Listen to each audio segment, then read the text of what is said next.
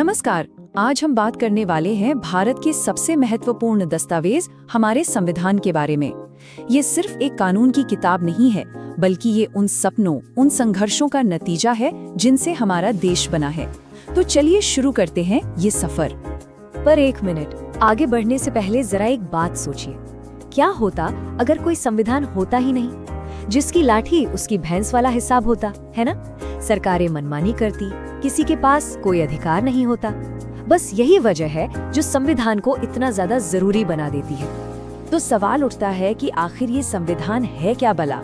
इसे समझिए देश की सबसे बड़ी रूल बुक, एक ऐसा दस्तावेज जो बताता है कि सरकार कैसे चलेगी, नागरिकों के क्या हक होंगे और सबसे जरूरी बात, सरकार की ताकत पर भी लगाम लगाता है ताकि वो बेकाबू ना हो जाए।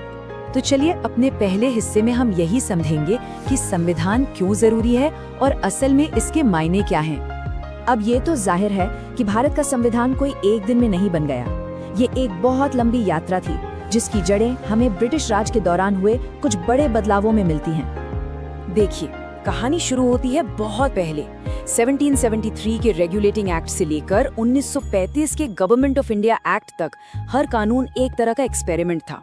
खासकर 1935 का एक्ट ये बहुत जरूरी है क्योंकि इसने पहली बार एक फेडरल स्ट्रक्चर यानी एक संघीय ढांचे का आइडिया दिया। एक तरह से ये हमारे अपने संविधान का एक कच्चा खाका, एक ब्लूप्रिंट जैसा था। और अब आते हैं कहानी के सबसे दिलचस्प हिस्से पर। कैसे बनी हमारी संविधान सभा, कौन लोग थे इसमें और कैसे रचा गया ये महान दस्तावेज। जरा सोचिए, उस वक्त का चैलेंज पूरे देश की आवाज को एक जगह लाना था। तो कैबिनेट मिशन प्लान के तहत शुरुआत में 389 सदस्य चुने जाने थे। ये सिर्फ एक नंबर नहीं था, ये उस कोशिश का प्रतीक था कि भारत के हर कोने, हर धर्म और हर तबके की आवाज को इसमें जगह मिले। लेकिन फिर देश का बंटवारा हुआ, एक बहुत बड़ा सदमा था ये। इसके बाद संविधान सभा को फिर से बनाया गया और अब सदस्यों की संख्या रह गई 299। अब काम और भी मुश्किल हो गया था, एक बटे हुए देश के लिए एक जुड़ा हुआ भविष्य बनाना। और फिर वो ऐतिहासिक दिन आया, 9 दिसंबर 1946, जब पहली बार ये सभा मिली। सबसे पहले सबसे सीनियर सदस्य डॉक्टर सच्चिदानंद सिन्हा को अस्थायी अध्यक्ष बनाया गया और फिर डॉक्टर राजेंद्र प्रसाद ने स्थायी अध्यक्ष के तौर पर इस बड़े काम की कमान संभाली। यहीं से नए भारत की कहानी लिखनी शुरू हुई।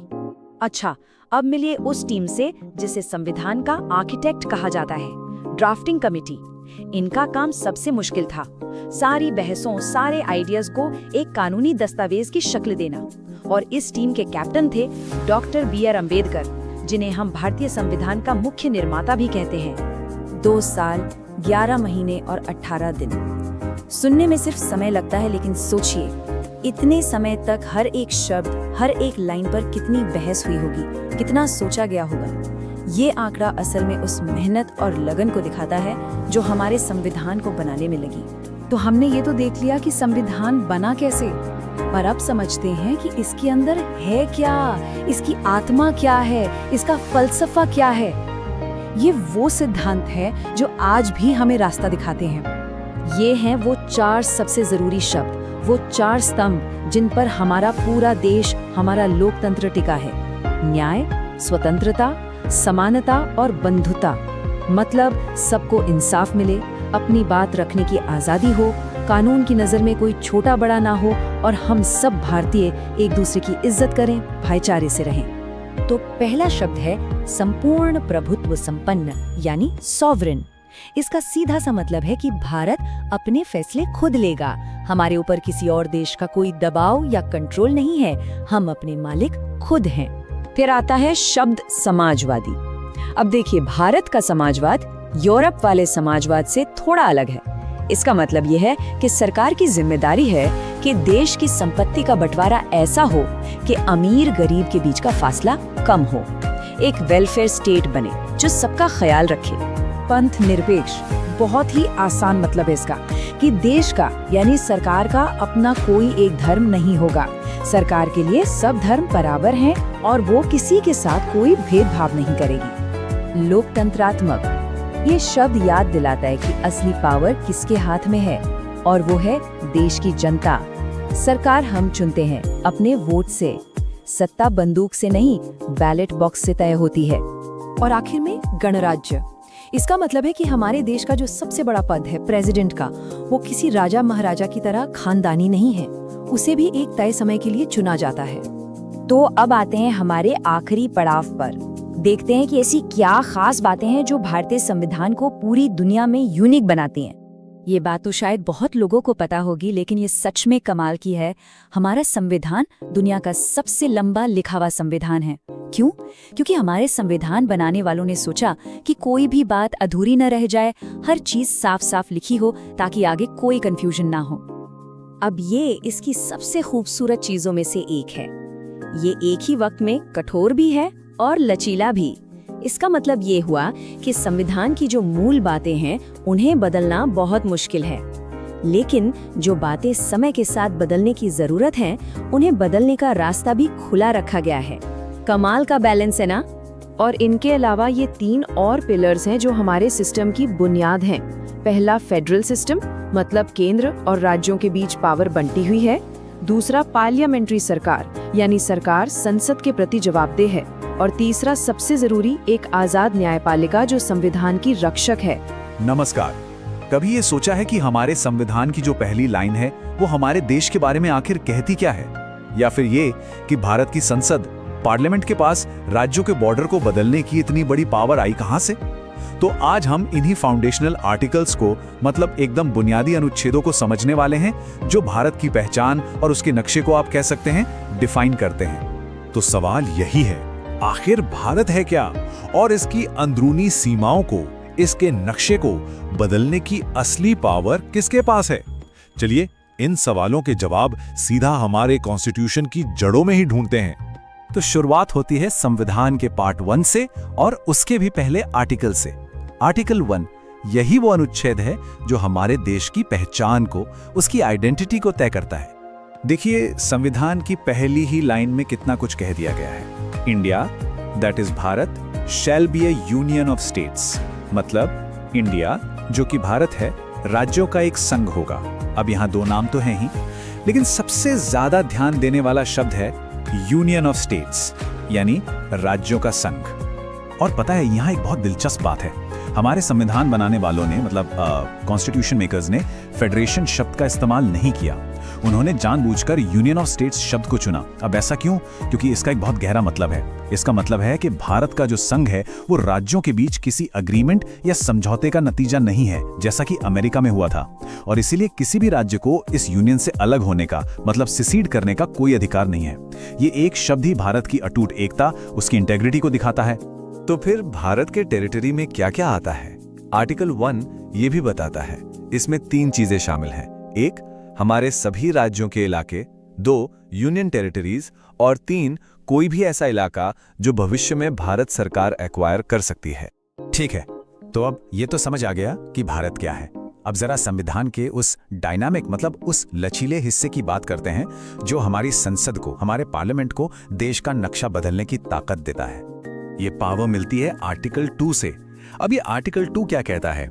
ये पार्लियामेंट को पावर देता है कि वो किसी बाहरी इलाके को, जो पहले भारत का हिस्सा नहीं था, उसे भारत में एक नए राज्य के तौर पर शामिल कर ले। इसका सबसे क्लासिक एग्जाम्पल है सिक्किम। सिक्किम पहले भारत का हिस्सा नहीं था, लेकिन बाद में इसी आर्टिकल के तहत उसे एक फुल फ्लेज्ड राज्य के रूप में भारत में शामिल किया गया। और फिर आता है आर्टिकल 3। अगर आर्टिकल 2 बाहर से जोड़ने की बात करता है, तो आर्टिकल 3 देश के अंदर, मतलब इंटरनली बड़े बदलाव करने की जबरदस्त पावर देता है पार्लियामेंट को। संसद क्या क्या कर सकती है? एक नया राज्य बना सकती है, जैसे 2014 में तेलंगाना बना। किसी राज्य का एरिया बढ़ा या घटा सकती है, उसकी बाउंड्री बदल सकती है, अरे यहाँ तक कि किसी राज्य का नाम तक बदल सकती है। लेकिन सवाल ये है कि ये सब होता कैसे है, इसका प्रोसेस क्या है? चलिए अब इस पर फोकस करते हैं, क्योंकि यहीं पर सेंटर और स्टेट्स के बीच के पावर बैलेंस का सबसे क्रूशियल पॉइंट, सबसे जरूरी हिस्सा छिपा हुआ है। तो देखिए प्रोसेस कुछ ऐसा है। सबसे पहले ऐसा कोई भी बिल लाने के लिए प्रेसिडेंट के रिकमेंडेशन, यानी उनकी सिफारिश जरूरी है। फिर उस बिल को उस राज्य की विधानसभा को भेजा जाता है जिस पर असर पड़ने वाला है। क्यों? उनकी राय जानने के लिए। लेकिन, और ये तीसरा स्टेप सबसे ज्यादा जरूरी है, पार्लियामेंट उस राज्य की राय को मानने के लिए बिल्कुल भी बाउंड नहीं है, मतलब बाध्य नहीं है। तो मतलब क्या हुआ? मतलब ये कि सबसे जरूरी बात यही है, राज्य की सहमति नहीं चाहिए, कंसेंट की जरूरत नहीं है, सिर्फ उसकी राय या ओपिनियन मांगी जाती है। और वो राय भी बस एक सलाह है। फाइनल डिसीजन लेने की सारी पावर, पूरी की पूरी अथॉरिटी भारतीय संसद के पास है। ये हमारे फेडरल स्ट्रक्चर का, हमारे संघीय ढांचे का एक बहुत ही यूनिक फीचर है। और कहानी यहीं खत्म नहीं होती। आर्टिकल 4 इस पूरे प्रोसेस को और भी आसान बना देता है। कैसे? ये कहता है कि आर्टिकल 2 और 3 के तहत जो भी कानून बनेंगे उन्हें कॉन्स्टिट्यूशनल अमेंडमेंट यानी संविधान संशोधन नहीं माना जाएगा। अब इसका सीधा सीधा मतलब यह है कि इन्हें पास करने के लिए किसी स्पेशल मेजॉरिटी की जरूरत नहीं है। पार्लियामेंट में एक सिंपल मेजॉरिटी से, एक साधारण बहुमत से ही काम चल जाएगा। मतलब प्रोसेस को बहुत सिंपल रखा गया है। तो चलिए एक फटाफट रिकैप कर लेते हैं। जो सबसे जरूरी बातें हैं, जो की टेकअवेज हैं, उन्हें एक बार फिर से देख लेते हैं। पहला सवाल, भारत को यूनियन ऑफ स्टेट्स किस आर्टिकल में कहा गया है? जवाब है आर्टिकल 1, जो इसकी अटूट एकता की नींव है। दूसरा सवाल, नए राज्य बनाने या उनकी बाउंड्री बदलने की अल्टीमेट पावर किसके पास है?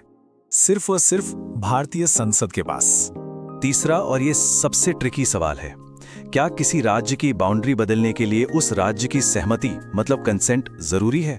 इसका जवाब है बिल्कुल नहीं। सिर्फ उसकी राय मांगी जाती है जो पार्लियामेंट पर बाइंडिंग नहीं है, मतलब बाध्यकारी नहीं है। और एक प्रैक्टिकल एग्जांपल, तेलंगाना राज्य किस आर्टिकल के तहत बनाया गया? वो बना था आर्टिकल 3 के तहत। तो ये सब हमें एक बहुत बड़े सवाल पर लाकर खड़ा करता है ना? ये जो फैक्ट है कि हमारी पार्लियामेंट किसी भी राज्य की सहमति के बिना भारत का नक्शा दोबारा बना सकती है, ये सेंटर और स्टेट्स के बीच पावर के झुकाव के बारे में क्या बताता है? असल में ये उस मशहूर लाइन को सच साबित करता है कि Bharat an indestructible union of destructible states है। मतलब विनाशी राज्यों का एक अविनाशी संघ। राज्य तोड़े और जोड़े जा सकते हैं, लेकिन ये संघ, ये यूनियन हमेशा अटूट रहेगा। इसी सोच के साथ आज की ये चर्चा यहीं समाप्त करते हैं।